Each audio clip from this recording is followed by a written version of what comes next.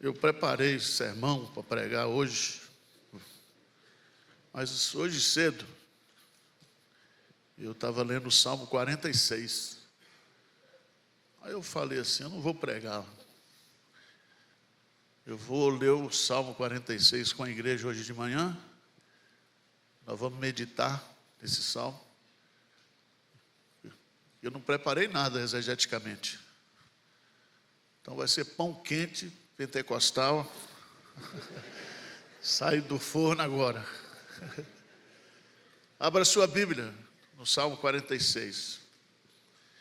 Eu creio que a gente nunca viveu um tempo tão abençoado na igreja de Pinheiros como estamos vivendo agora. Mas eu nunca vivi no meu ministério um tempo tão atribulado. É fogo amigo, é fogo de inimigo, é crítica, é tentativas de nos destruir. Talvez você esteja passando também por uns perrengues aí, né? Pastor Hernandes está lá hoje no Maringá, cuidando da família dele, o netinho nascendo. Minha nora perdeu também um bebezinho semana passada. Era o terceiro, né? Túlio. A gente está nessas obras de evangelização, de construção, mas é pancada toda hora. E o diabo quer nos fazer parar. Aí eu li esse Salmo 46. Nós vamos ler juntos e vamos tirar algumas lições aqui. Vamos lá, juntos? Deus é o nosso refúgio e fortaleza, socorro bem presente nas tribulações. Portanto, não temeremos, ainda que a terra se transtorne e os montes se abalem no seio dos mares. Ainda que as águas tumultuem e espumejem, e na sua fúria os montes se estremeçam. Há um rio cujas correntes alegram a cidade de Deus, o santuário das moradas do Altíssimo. Deus está no meio dela, jamais será abalada. Deus a ajudará desde antemanhã. Bramam nações, reinos se abalam, ele faz ouvir a sua voz e a terra se dissolve. O Senhor dos exércitos está conosco, o Deus de Jacó é o nosso refúgio. Vinde, contemplai as obras do Senhor, que assolações efetuou na terra, e põe termo à guerra até os confins do mundo. Quebra o arco e despedaça a lança, queima os carros no fogo. Aquietai-vos e sabei que eu sou Deus, sou exaltado entre as nações, sou exaltado na terra. O Senhor dos exércitos está conosco, o Deus de Jacó é o nosso refúgio. Amém. Irmãos, a nossa vida, a vida cristã, é uma grande batalha. E esse salmo foi composto justamente quando Senaqueribe, rei da Síria, cercou a cidade de Jerusalém. E Josafá havia reforçado o muro, além do muro já existente, foi feito um segundo muro. E Rabsaque escreveu uma carta, mandou para o rei. O rei Ezequias levou essa carta ao templo, orou. E Deus deu um grande livramento, porque Senaqueribe não entrou em Jerusalém. E 185 soldados foram mortos naquele dia apenas por um anjo que Deus mandou. Quando eu li esse salmo, me chamou a atenção o versículo 10. Aquietai-vos e sabei que eu sou Deus. Isso para mim é impossível. Se existe um imperativo para mim que eu não consigo, é aquietai-vos. Mas ele dá uma razão, ou um propósito. Primeiro, fique quieto, para que você saiba quem é o seu Deus. Para um pouquinho aí, e eu vou revelar para você quem eu sou. E ele diz assim: sou exaltado entre as nações, sou exaltado na terra, e eu estou com vocês, e eu sou o refúgio de vocês. Amém? Vamos ver as figuras que ele usa aqui. A primeira delas está no versículo 1. Deus é o nosso refúgio e fortaleza. Pense aqui que Israel estava confiando talvez nos muros. Essa questão das fortalezas faziam parte da cultura do período. Depois, na Idade Média, quando Lutero foi perseguido, ele se refugiou num castelo e compôs o hino Castelo Forte é o Nosso Deus.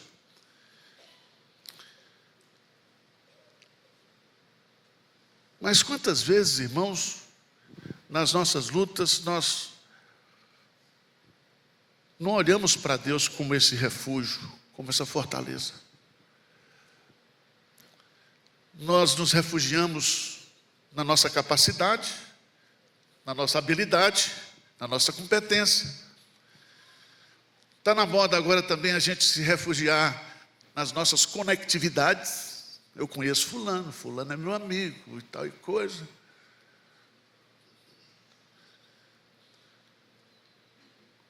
Nós nos refugiamos nas nossas habilidades, né? Plano A, plano B, plano C, nas nossas estratégias, etc. Mas o salmista coloca claramente aqui que o nosso refúgio, que a nossa fortaleza, em que eu devo me abrigar, é Deus. Veja o que o velho Moisés escreveu lá no Salmo 90, nos versículos 1 e 2. Ele diz assim: Senhor, Tu tens sido o nosso refúgio de geração em antes que os montes nascessem e se formassem a terra e o mundo, de eternidade a eternidade, Tu és Deus. Então, quando Deus diz aquietai-vos, para saber quem eu sou, aprenda uma coisa: eu sou o refúgio que você precisa. Eu sou o esconderijo. Eu sou a rocha alta que você pode subir. Você está protegido por mim.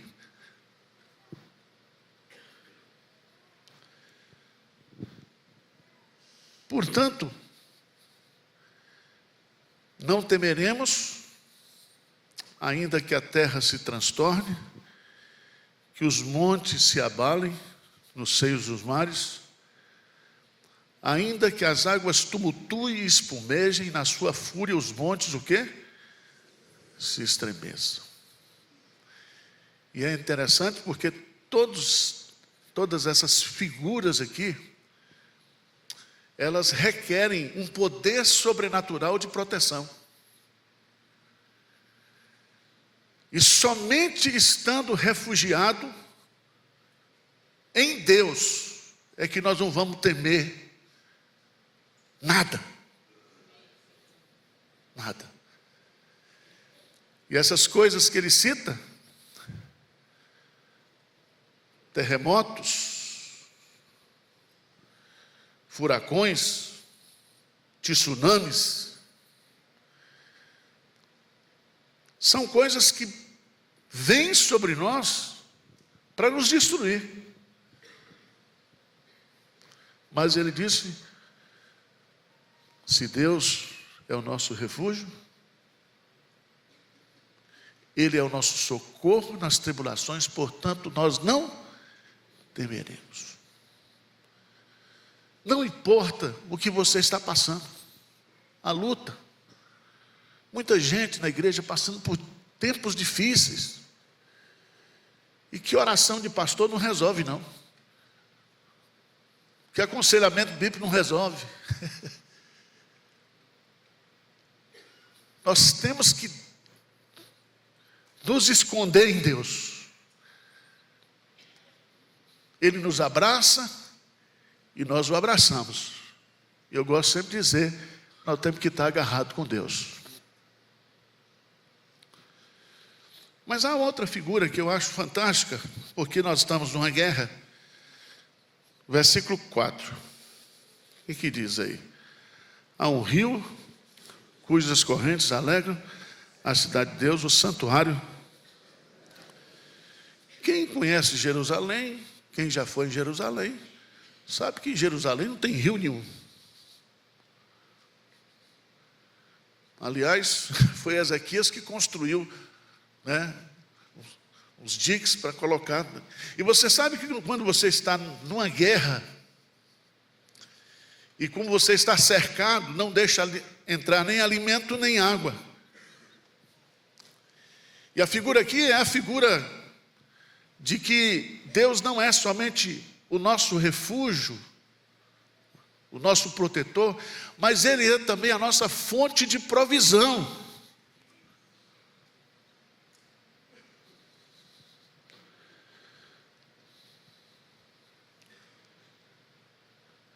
Eu acho isso aqui tão bonito, porque as correntes de um rio simbolizam aqui a provisão de Deus. Por isso que esse rio produz alegria, cujas correntes alegram a cidade de Deus, o santuário das moradas do Altíssimo. Deus habita conosco, Deus está conosco.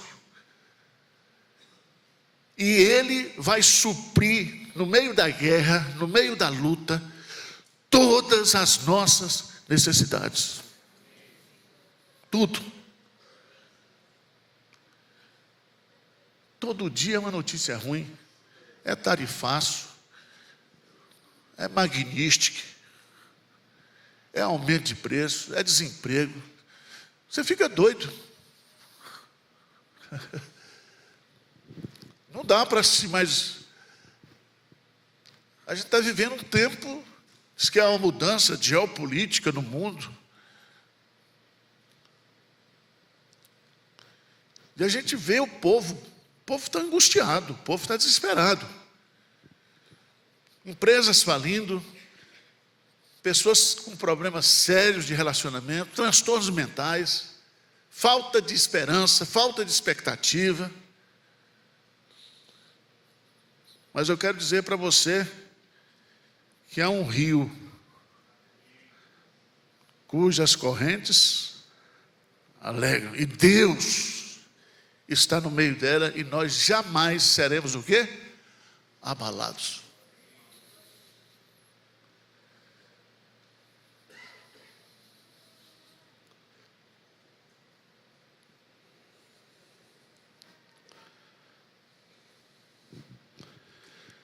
O refrão desse salmo: Deus é a nossa fortaleza, Deus é o nosso supridor, aquele que supre as nossas necessidades. Mas é Deus também que luta por nós e dá vitória para nós.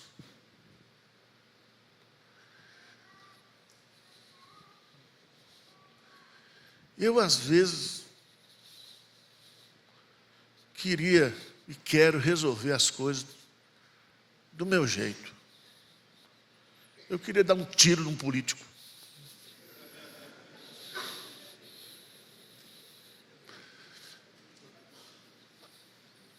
Não vou dizer o nome. Mas às vezes você não sente isso. Parece que você está perdendo. Parece que o mal está prevalecendo. Você fica angustiado, você fica inquieto, você fica desassossegado.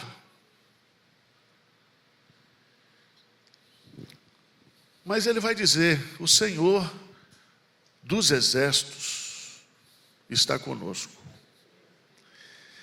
Se você for estudar o contexto de produção desse salmo, você vai descobrir que Israel não tinha lança, não tinha arma, não tinha tanque de guerra, não tinha absolutamente nada. Um historiador chamado Heródoto diz que Deus mandou uma praga lá entre o exército de Senaqueribe e uma peste matou 185 mil soldados. Na nossa versão, na versão bíblica, não foi peste coisa nenhuma, foi um anjo que foi lá. Veja bem, Israel não fez absolutamente nada, ficou dentro de Jerusalém, cercado, e o anjo foi lá e resolveu.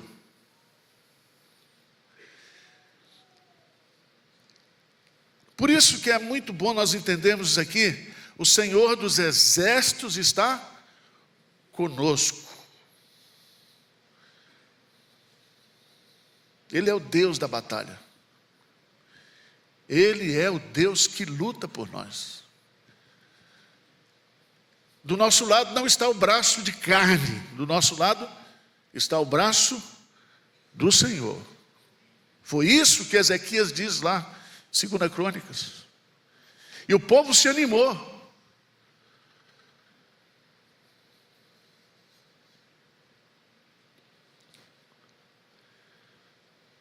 Por que ele diz o Deus de Jacó? O Deus de quem não presta. Somos nós. É o Deus da aliança. Porque Jacó não valia nada. Mas Deus tinha uma aliança com ele. Quando ele diz aqui o Deus de Jacó, ele diz: o Deus da promessa, o Deus da aliança está conosco. Nós somos o povo de Deus, nós somos propriedade exclusiva de Deus. E isso não está em nós, no nosso valor. Ele está conosco. E aí,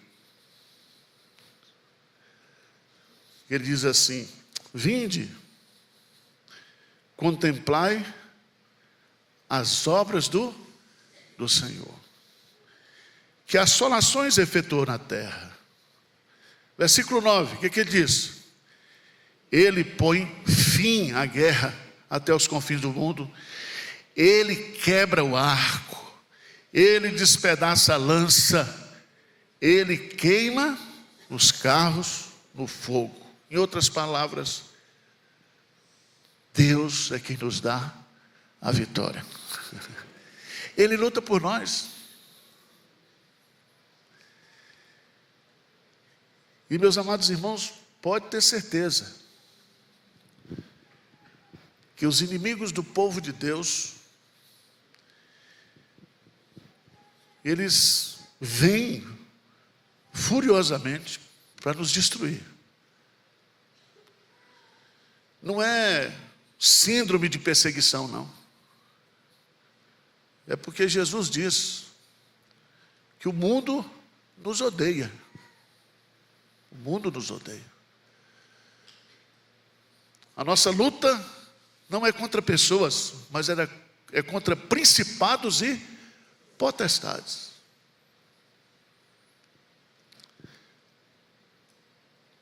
Então, se Deus é a nossa fortaleza, se Deus é o nosso provedor, se Deus é aquele que luta as nossas lutas e nos dá vitória em tudo, só tem uma coisa a fazer. Versículo 10. Aquietai-vos e sabei que eu sou Deus. Aquietai-vos. Senhor, o Senhor sabe quem eu sou. A minha ansiedade, eu não mandei o Senhor me fazer ansioso? Arival, é falta de fé. Senhor, o Senhor sabe que eu tenho fé, mas eu sou ansioso. E eu não quero me aquietar, não, eu quero ir para cima.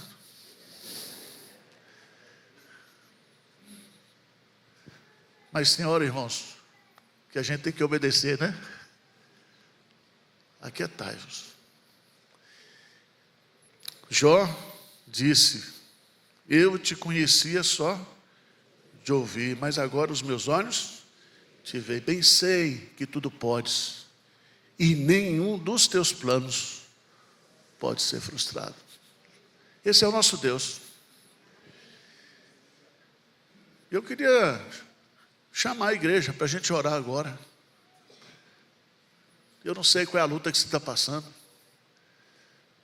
Graças a Deus, pastor é onipotente, resolve tudo, mas não é onisciente. Tem coisa que ele não sabe na igreja. Mas tem muita gente passando por lutas. E esse salmo, para nós hoje, é um consolo de Deus. Vamos ficar de pé ou vamos ajoelhar? O que vocês querem?